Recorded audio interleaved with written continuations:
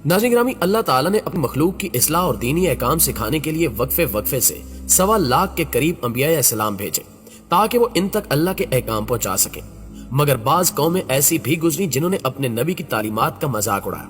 जिनमें सरे फहरिस्त यहूदी हैं जिनका मौजूदा मस्कन इसराइल है। आज दुनिया के नक्शे में इसराइल एक ऐसी रियासत है जो इंसानियत की दुश्मन है और इसमें बसने वाले यहूदी दुनिया के अमन को तबाह बर्बाद करने पर तुले हुए हैं। लेकिन अगर इनकी जाती जिंदगी और रस्म रिवाज को देखा जाए तो हमारे लिए इनको इंसान कहना भी मुश्किल हो जाएगा। आज की ज़ेरे नजर वीडियो में हम इसराइल और यहूदियों से मुतल्लिक चंद ऐसे शर्मनाक हकायक आपके सामने रखेंगे जिनको सुनकर यकीनन आप इन पर लानत भेजेंगे, और इसके साथ साथ हम ये भी बताएंगे कि यहूदी औरतों को किस तरह जुल्म जबर का निशाना बनाया जाता है। नाज़रीन ग्रामी, कहा जाता है कि जब हिटलर ने हजारों यहूदियों को कत्ल किया था तो चंद यहूदियों को यह कहकर जिंदा छोड़ दिया था कि आने वाली नस्लें इनके करतूत देख सके कि मैंने इनको क्यों कत्ल किया।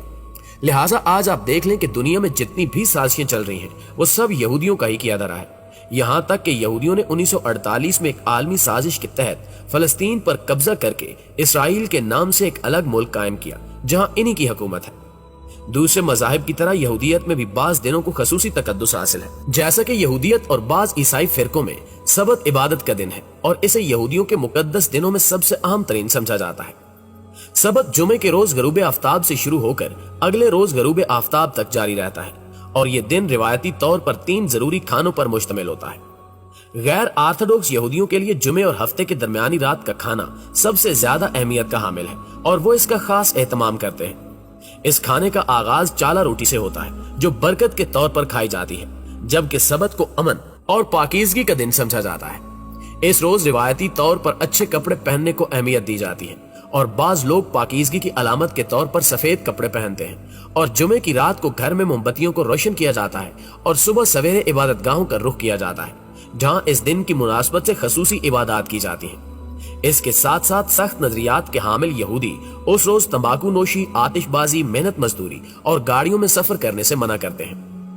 दोस्तों, अगर मजहब यहूदियत में शादी की बात की जाए तो यहूदियों में शादी का तरीका बहुत सादा और दिलचस्प है, जिसमें मंगनी का ऐलान शादी से पहले कर दिया जाता है। इनके नजदीक शादी के दिन रोजा रखने को मुस्तहसन समझा जाता है, जबकि शादी की रस्म सपहर को मजलिस में अदा की जाती है जिसमें कम से कम 10 बालगों की मौजूदगी जरूरी समझी जाती है। मजलिस की इमारत में एक रेशमी कपड़े का शामियाना तैयार किया जाता है जिसमें दुल्हा दुल्हन के हमरा आता है, जिसके बाद यहूदी रब्बी यानी यहूदी आलम एक गिलास में शराब लेता है और ज़ौजैन के हक में दुआ करता है और उस गिलास को दुल्हा दुल्हन को दे देता है। ये लोग शराब चखते हैं और बाज औकात दुल्हा और दुल्हन ये शराब पी जाते हैं, और अगर दुल्हा और दुल्हन की झूठी शराब बच जाए तो यहूदी अकीदे के मुताबिक ये झूठी शराब उनको पिलाई जाती है जो या तो शादी करने से डरते हैं या वो नामर्दी की वजह से शादी से दूर भागते हैं। इनके अकीदे के मुताबिक अगर दूल्हा और दुल्हन की झूठी शराब किसी नामर्द को पिला दी जाए तो वो जल्द उस नामर्दी से छुटकारा पा जाता है। फिर दूल्हा दुल्हन की उंगली में अंगूठी पहनाते हुए इब्रानी जुबान में कहता है कि देखो, तुम इस उंगली के जरिए सैयदना मूसा अलैहिस्सलाम और इसराइल की रसूम के मुताबिक मेरे साथ मंसूब हो चुकी हो। फिर शादी के अहदनामे को आरामी जुबान में रब्बी बाआवाज़े बुलंद पड़ता है, जिसके बाद शराब का एक गिलास लेता है और दुआ करके फिर ज़ौजैन को देता है, जिसे वो दोनों चख लेते हैं।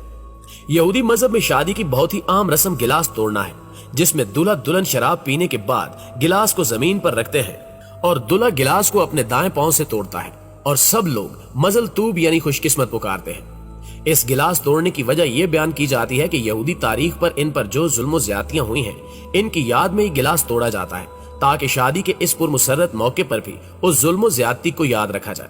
जबकि बाज यहूदियों के नजदीक इस गिलास तोड़ने का मकसद ये है कि गिलास के टुकड़े ये बताते हैं कि ये दुल्हा दुल्हन कब तक शादी के बंधन में रहेंगे, यानी इनकी शादी कब तक कायम रहेगी। यहूदी शादी में निकाहनामा भी बहुत अहमियत का हामिल है। इसके बगैर शादी का तसव्वुर भी नहीं किया जा सकता। इस निकाहनामे को यहूदी इस्तिलाह में कतूबा कहा जाता है। इस निकाहनामे में दुल्हा ये अहद करता है कि वो अपनी बीवी को महर देगा जो तलाक या इसके मरने की सूरत में इसके काम आएगा, और वो ये भी अहद करता है कि वो अपनी बीवी को नानो नुफ्ता देगा और इसकी जिस्मानी ख्वाहिशात को भी पूरा करेगा। यह निकाहनामा हाजरीन के सामने ऊंची आवाज से पढ़ा जाता है ताकि लोग इस निकाहनामे की इबारत को सुन सके और इस पर गवाह बन सके। यहूदी इसे बहुत कीमती और मुबारक ख्याल करते हैं, इसलिए इसे बहुत खूबसूरत अंदाज में फ्रेम करवाकर घर में लगा दिया जाता है। बाकी इल्हामी मजाहिब की तरह यहूदियत में भी औरत के महर का तस्वुर मिलता है, लेकिन यहूदी कानून में महर को औरत का मुआशी हक नहीं समझा जाता। اس لیے اسے اتنی اہمیت بھی نہیں دی جاتی۔ اسی وجہ سے یہودی قانون میں اس کا تذکرہ اشارتاً تو ملتا ہے مگر صراحتاً اس کا ذکر نہیں ملتا۔ بائبل میں بھی اس مہر کا ذکر اشارتاً موجود ہے، جس کا ترجمہ کچھ یوں ہے کہ اگر کوئی مرد کسی کنواری کو جس کی نسبت نہ ہوئی ہو پھسلا کر اس سے مباشرت کرے تو وہ ضرور ہی اسے مہر دے کر اس سے بیاہ کرے، لیکن اگر اس کا باپ ہرگز راضی نہ ہو تو اس لڑکی کو اسے دے تو وہ کنواریوں کے مہر کے موافق اسے نقدی دے۔ ناظرین، یہودیت کے ازدواجی نظام پر نظر ڈالی جائے تو معلوم ہوتا ہے کہ ان کے یہاں عورت کا مقام نہایت پست ہے، اور اس کی وجہ یہ ہے کہ حوا نے آدم کو ممنوع پھل کھانے پر اکسایا اور اسی وجہ سے وہ جنت سے نکالے گئے، اور اسی بنا پر عورت کو مرد کی غلامی اور حیض جیسی ناپاکی اور حمل کے درد کی سزا ملی۔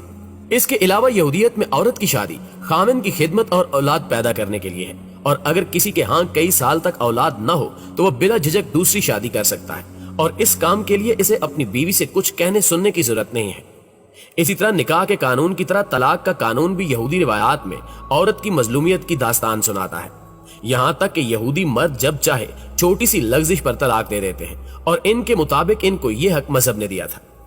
یہودی شریعت میں جب ایک عورت کی شادی ہو گئی تو پھر وہ دوبارہ شادی نہیں کر سکتی، یا اگر کسی یہودی عورت کو اس کے شوہر نے طلاق دے دی تو وہ پھر بھی دوبارہ شادی نہیں کر سکتی، اور نہ ہی کسی مرد کو اس سے شادی کرنے کی اجازت ہے۔ اگر کسی عورت کا شوہر مر جائے تو اس کے لیے یہودی قانون میں ہی حکم و رواج تھا کہ وہ اپنے شوہر کے بھائی سے شادی کرے، اور اس شادی سے ہونے والا پہلا بچہ بھی اس کا نہیں بلکہ اس کے مرحوم بھائی کا شمار ہوتا تھا۔ اگر اس کے شوہر کا بھائی شادی کرنے سے انکار کر دیتا تو پھر اسے شادی کرنے پر مجبور کیا جاتا، اور اگر وہ پھر بھی نہ مانتا تو اس کو عمر بھر ذلت کا سامنا کرنا پڑتا۔ جبکہ دوسری جانب اسلام نے عورت کو مختلف نظریات اور تصورات کے محدود دائرے سے نکال کر بحیثیت انسان کے عورت کو مرد کے یکساں درجہ دیا۔